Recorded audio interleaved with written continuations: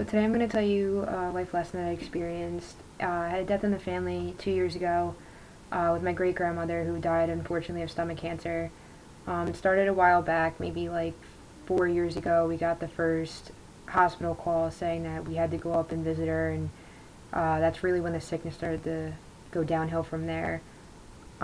This life lesson taught me a few things. It's hard to really put it into words, but she really taught me to just be a strong person, really take care of the people that you love, and to just cherish the time you have with them, because you really don't know how fast something's going to happen or when. So about maybe 4 years ago, we got the call, and we went up there, and that's when they told us that she was being diagnosed with stomach cancer. She had a hole in her stomach. Slowly, when like the years started going by, her kidneys were failing. She couldn't breathe. She was a heavy smoker, so that contributed to the breathing problems. But she really was the glue that held the family together. The family's pretty big. She had 8, and then my grandma had 6, and then my mom. So like our family just is huge.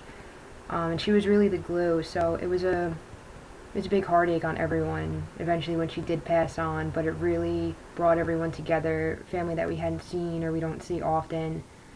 And it just really opened everyone's eyes, unfortunately due to a bad experience, but she really was just an awesome, solid rock of the family, and she was an amazing woman.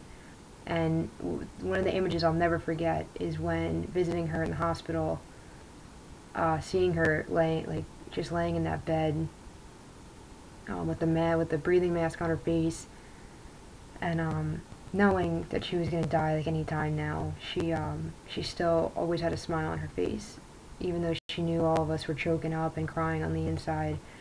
She always managed to keep a smile on her face and make sure that we were all okay, even though she knew we weren't. And I just remember saying hi to her, and it just was hard to speak because she just wanted to break down, but you tried to stay strong in front of her.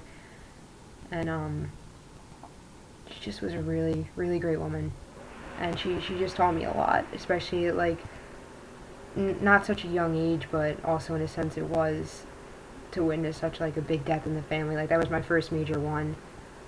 It just was an eye-opener. The family ever since has been really well, really well. We were so much closer. We stay in touch. We get together more. Anything that happens, we always say it's because of her. She's watching down on us. She's keeping an eye out for us. She didn't just teach me a life lesson. She really, no matter how old my uncles are or my cousin, she taught everyone in a huge way how to be strong and be there for one another, and what it means to be there for one another. And I really could never thank her enough, and she's always in my heart. The cross I wear, actually, I started wearing the time she went into the hospital about 4 years ago, and ever since, I haven't taken it off. I wasn't close with her before until she recently had gotten sick, was when we really started to get closer, which I regret, but I was also young. Like, I didn't know, and she lived in Bayonne in Jersey City, so it's not like she was around the corner, but I've never felt closer to her ever since everything happened. So I really just owe a lot to her, in conclusion, to sum that up. And like I said, the life lesson she wound up teaching me in the process, and as well as the whole family, is just you can't even put into words.